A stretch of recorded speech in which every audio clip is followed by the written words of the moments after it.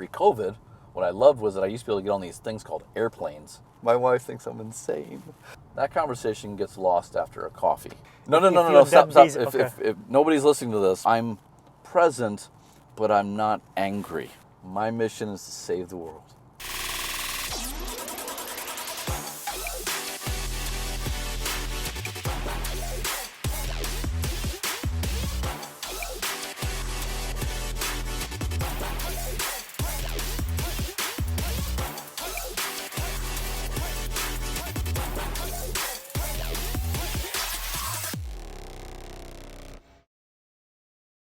Welcome to the next episode of In China Between Meetings with your host, Marian Danka.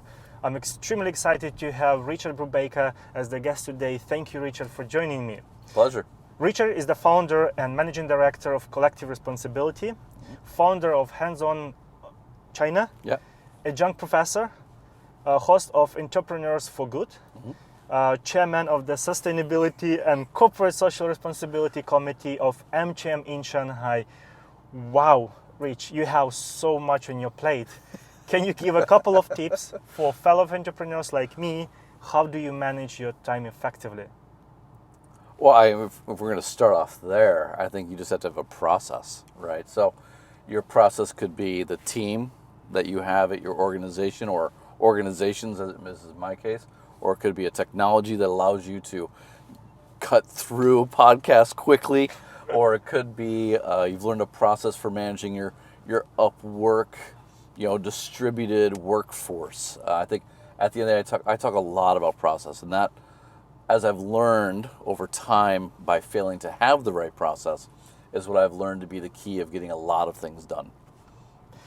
How about maybe some healthy tips? Like, what time do you go to bed? What time do you wake up? Do you use your phone much? Do you? Because I see you on Facebook all the time, right? I mean, like. No, stop. If nobody's listening to this, so I'm not on Facebook that often. No, look, I do not have, you're asking the wrong person. I don't have a healthy lifestyle. Well, I'm getting better, but what time do I go to bed? Let's see, I put little dude down about 10:30. I usually fall asleep for about an hour.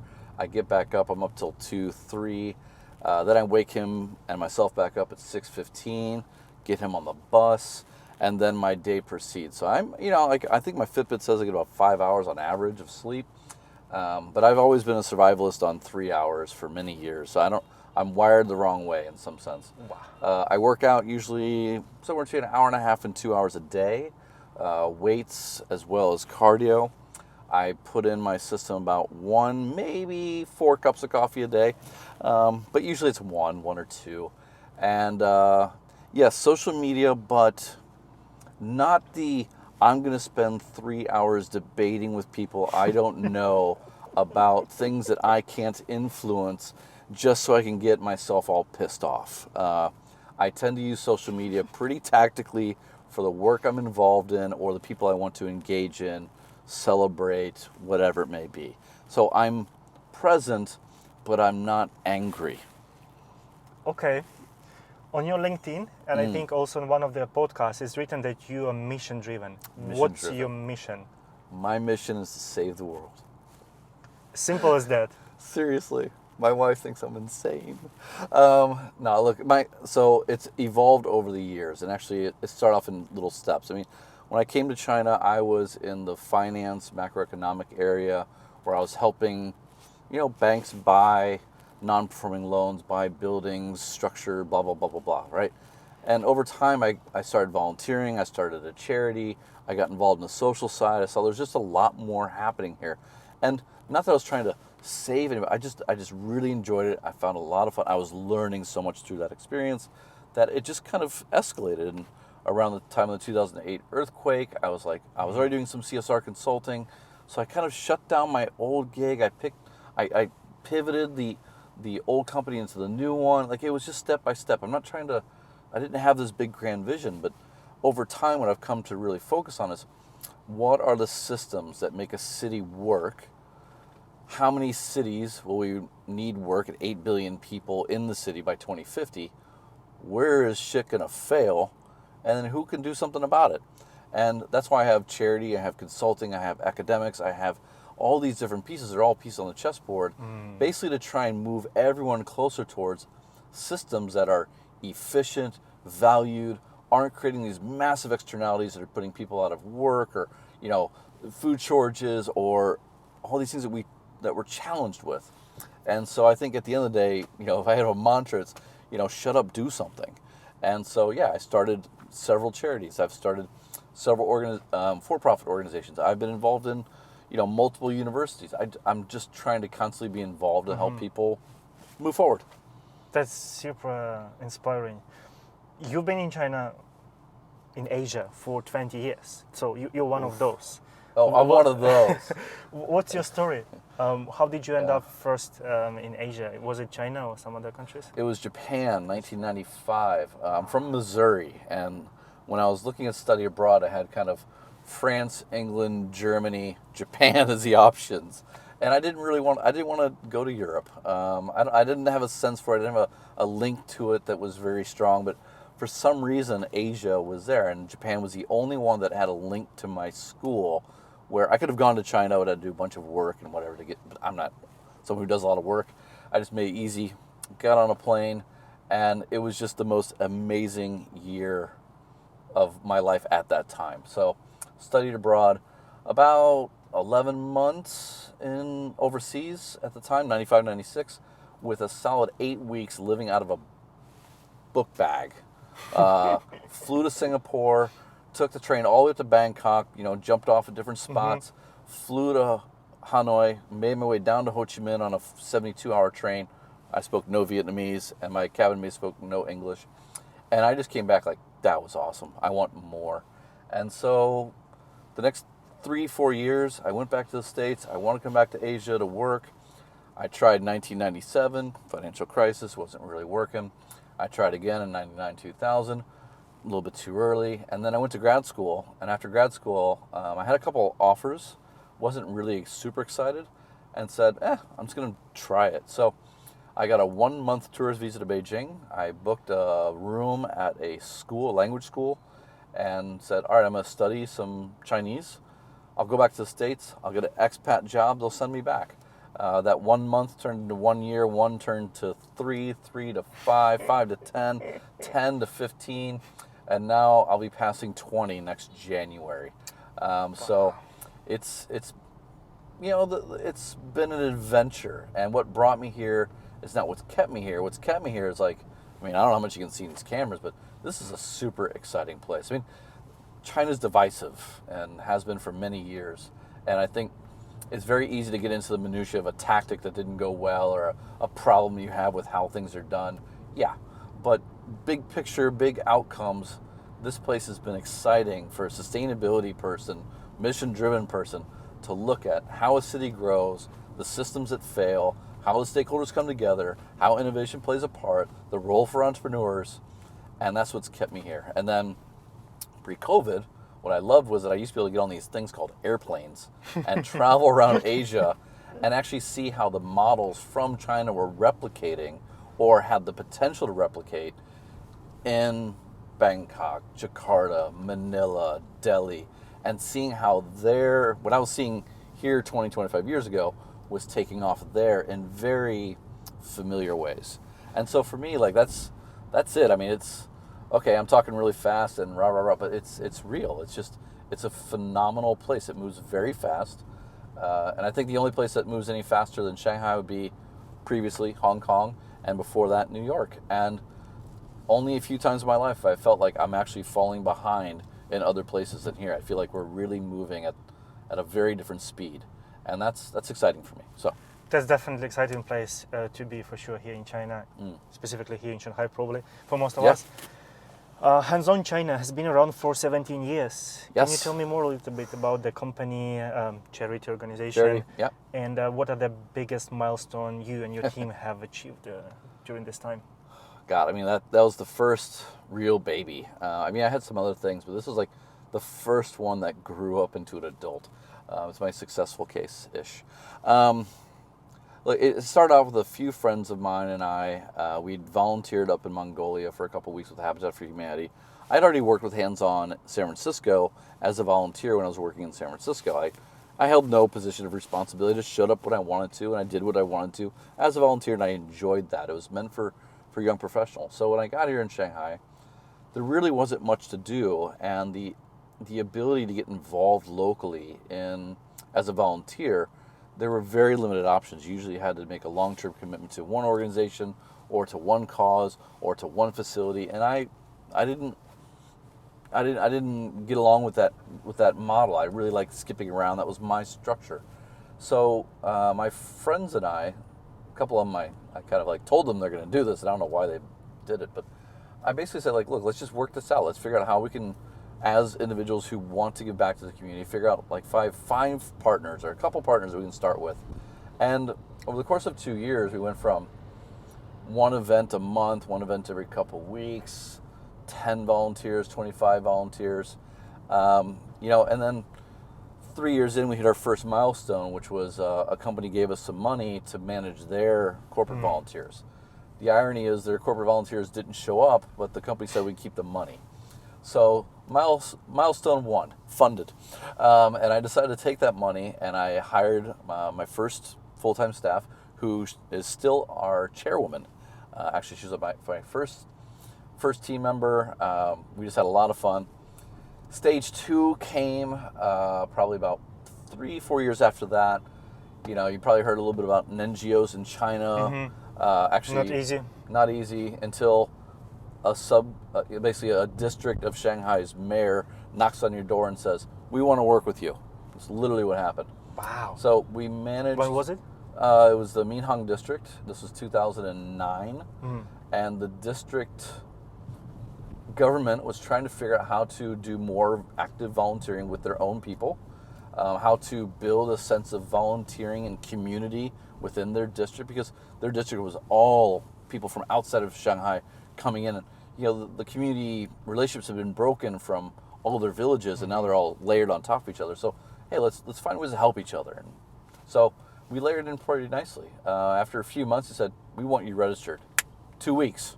Like, sorry, Mr. Mayor, it doesn't really work like that. It usually takes a couple of years, and various ministries were there, and they're like, "Sir, you don't know how this goes." He's like, "As fast as possible," and it was done in 2 months. They gave us 10,000 square feet of space for free for 5 years.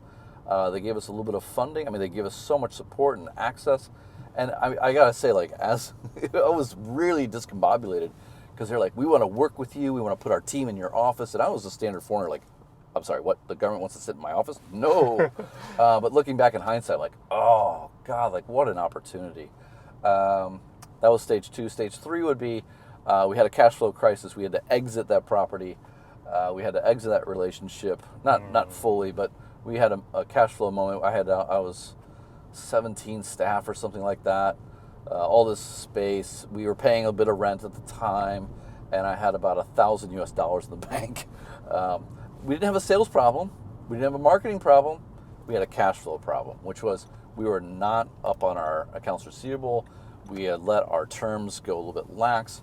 We were paying for our clients' projects up front, like we were doing all things wrong, right? Saved the organization, brought it back, and then the current stage we're at is pretty much where I have been slowly exiting over time in my relationships with the organization. I really want to grow on its own, to be very local in nature, and I don't have the best ideas. I'm not the right person to be running it, and so we're now in the process of rebuilding a board for the next stage of growth or whatever it may come, as well as finding some executive directors and different other people that can come in and really run the organization forward, because it's got a massive amount of potential here, I think, in China. But as a foreigner running it or being seen as a face, that the potential is different, and that's not to say it's limited. It's just different. In a way, it's more challenging, right? And it's for actually many businesses. I think there are some opportunities. It's different for sure, because I can open up doors that my local team can't. But my local team can take things farther than I can take it, not because they are Chinese and I'm foreign, but because the language and the understanding of risk. Like I'll say, like, if I had and I'd understood what the government was asking me to do, and they said, "We want to sit in your office." If I'd seen that as an opportunity and not as a risk, which some of my team members did, and we had some debate about that. That wasn't a language problem. That wasn't a passport problem. That was me not understanding the opportunity for what it was. And I kind of, it's one of the things I look back like, oh, that one thing could have really put us in a whole different category, for sure. Collective responsibility, your second baby. Second baby. Tell me more about it. So we're a sustainable agency. We help brands develop and deploy sustainable strategies, and we work across industry, across platform, with consumer brands, B2B, food, waste, whatever. Like it's a pure agency. And what we were trying to do as a starting point was to develop awareness and a bit of capacity in the companies to get work done. Now our positioning is scale and long-term project development and management. So we run a CSR fund for a luxury automaker. We're helping an athletic company identify and develop partnerships with recyclers in China that will manage all of their textile recycling for the region. We've worked with food companies on what the food future looks like, and we work with entrepreneurs to figure out how to engage and fundraise in the same environment. So this is where I get to go and play. It's a laboratory as a way to drive projects. We do a lot of events. We try to do a bit of content. We release a lot of free reports when we have free time, and really just trying to, balance it, because it'd be very easy as an agency to hold on to all the IP and what the learnings, but I'm really trying to find a balance where we can help the community grow through this as well, because there's just so much to get done. And so now, besides the brands, I'm starting to work with a lot more entrepreneurs, and even a lot of Chinese entrepreneurs who I've always heard are so difficult to work with and blah, blah, blah. But they're starting to really value these working relationships and see sustainability as an opportunity for them. So the organizations, basically start off with like, how do we fix cities and what are the systems and how can we bring everyone involved? And now we're developing some products around that to make that a little bit easier to talk through and to sell through. So those are the good things that you just brought up. Corporate responsibility, sustainability, leadership strategy. Those are the things that people talk more recently. Sure. Not only in China, outside of China as well. Yeah, sure. So companies are putting more budgets around this. Not really. No, not really. But we see a lot of change at least, lots of efforts at least. And it's everywhere, right, on the surface at the moment. So how China is doing in that sense? How China is different in that sense? So you just mentioned that people are getting more actually interested in this. Can you just walk through and give more insights about it? If there's one thing I'll say about China, it's that the problems are real here. They're not saving polar bears, which are 5,000, 15,000 miles away. They're cleaning up their backyards. And yes, part of that is due to poor system design and poor governance and yes, okay, but they learn quickly. And what I like about being here is that whether you're an entrepreneur, a brand, a government agency, once that problem is recognized, there can be an all-out effort to fix it. And if I think about, say, climate change and what many of my Western counterparts would be talking about, saying that China's failing on, they're fixing the smog problem. The smog problem is created by the energy system. The energy system also creates a carbon problem. Well, I don't really care if they start with smog and fix the energy system, or they have to be convinced on climate change and they fix the fact is they're fixing the energy systems. And yes, they're putting up more coal power. Yeah, they knock down 5 for every new one they put up because efficiency. Now, is it perfect? No. But look at what a lot of the other, look at what a lot of other countries do. They clean themselves up by exporting their pollution to another country. China, okay, they do a bit of that, but not at the scale that the rest of the world has done. And there's really nowhere else for it to go. So you have a lot of innovation here. You have a lot of energy, like we're focused on energy or waste or food. So the most interesting investments and entrepreneurs and scale are here right now. Is it perfect? No. But it's not perfect anywhere. But what's happening here is the scale, the potential for scale, the intention to fix things. And sometimes that happens a little bit faster here because the regulatory environment is not so fixed. and then they have to catch up to it, as we found out with like Right. tech in general, right? Like there are a lot of big steps being taken. And I think that just, it helps, but does it make it better than others over the long arc of history? Probably not. Probably just the same as many others, but at the current time, I found it to be a very exciting place to be, to practice, to learn, to study, and to figure out how to even apply back in my home country, the U.S., or in other regions of the world. Carbon neutrality 2060 is the big thing, right? And there are lots of opportunities. Do you see opportunities for your area? Yeah, I mean, I'm getting so many phone calls about this. I think the problem is there's just so much confusion about what it means and what they got to do. And, you know, so everyone starts off with these big conversations. What you really need is a strategy. Like, you need people to say, okay, this is what we're going to do in the next 20 years, and this is how everything maps back to it, and this is what the government's role is going to be, and the regulations are going to come out, and the price of water, and like all these things are going to happen. The reality is, if I'm talking to corporate executives, that conversation gets lost after a coffee, right? Like, and they're like, no, what's the one thing that I can put money towards and get a KPI and put into my sustainability report or report back to headquarters? You know, like, can you do an ESG report? Okay, ESG is a strategy. Okay, can I just get a certification? Okay, so there's like 19, what's the one certification? It becomes very tactical very quickly because, yes, the topic is there, but I still would say a lot of stakeholders don't fully value sustainability in a way that drives a significant investment. They view this as an expense. Now, B2C is vastly different than B2B in that regard. And I'm not disparaging any efforts that are made by the brands that I will now mention. But if you look at Coke or Unilever against, say, GE or, you know, just another B2B company, right? Like Eaton, something like that. The B2Bs, they invest in operations, heavy equipment, infrastructure, long-term factory, 50-year investment payback. So the way that they approach sustainability in general is on an operating budget, investment in ROI over the course of decades, process improvement, thinning of, reducing your energy, reducing your water, reducing your material inputs as a function of cost savings for the company. So that's their approach. Coke and Unilever, their approach, or Nike and Adidas, they're vastly different. Their consumers are worried about polar bears this year, and they're worried about homelessness next year, and they're worried about education the year after that, and they're worried about COVID this year. So it's very marketing driven because you have to kind of tell the market that you care about everything. And I don't care what part of the political spectrum you align yourself to.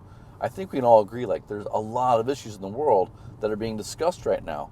So imagine being a C company and you're delivering to them water one day and plastic the next. Like, everything is seen as an expense, as a marketing budget, as a PR, and so they take it differently.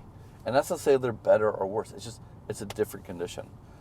So that's what I'm saying. Like, some of the budgets haven't changed at all. Some of the budgets change every year. But I think within China, the nice thing is the government every once in a while lights things on fire to show people that you need to make a long-term investment into a different business model. And I think if you're in the food, water, energy space, that's one that you're definitely going to see. Construction, you're definitely going to see, because they're measuring this a lot better now. So that's definitely a big topic. And the final one, you said that there's lots of confusion, and I think when you talk about the sustainability, when you talk about the innovation, it's always a lot of confusion, and there's always the gap that need to be filled. And I see you create lots of content, podcast, videos, interviews, events. How do you see if it's working? Because you just put in all this content, right, to educate people, to bridge the gap. But do you see that it's working and your efforts and time you spend is justified? Absolutely. I've sold a lot of product off my content. I've sold a lot of product off my events. And it's to people outside, and even to people inside my organizations at times, they view it as an inefficient use of resource. They're like, we should just be knocking on doors. We should just be doing, we should be much more commercially focused. Look, I'm a little bit more balanced. I believe that if you can make the entire market smarter, you are going to get a much larger pie that you can all work off of. Where if you're just very trying to what's a very product driven in this space, you're going to probably move a little bit faster, but you're not going to move the needle, right? And so I think the other thing is I'm trying to find a balance over time, and I'm trying to develop products that are specific to industries or specific to issues, or basically create that focus that you have like this pyramid where it's very clear at the top, but underneath there's a much wider body, so that when people's knowledge expands, or when their interests shift, or when they need to pivot, like they see you as an organization that's able to grow with them, and it has a really good understanding of the wider challenges, and then can apply those in very practical ways to their business challenge, to their brand position, to the consumer segment, to the stakeholder, to the upcoming rate. Like, if you can do that, over time you're going to show that you have real depth. Because right now, and for several years, for many years before and for many years after, there's a lot of entrants who will say almost anything to occupy oxygen on a platform that they haven't really built. They're signaling that they want to do something. And that want to do something doesn't necessarily fix things. So there's a lot of churn in the market.